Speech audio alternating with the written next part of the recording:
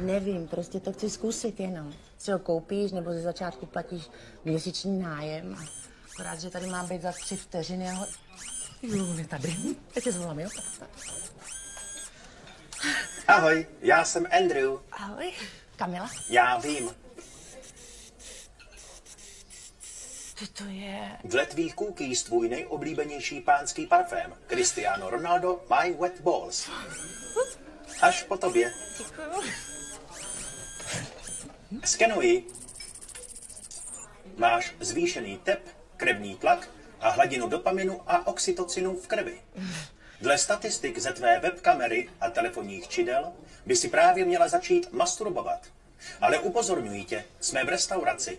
Tohle Ladislava Špačka není správné.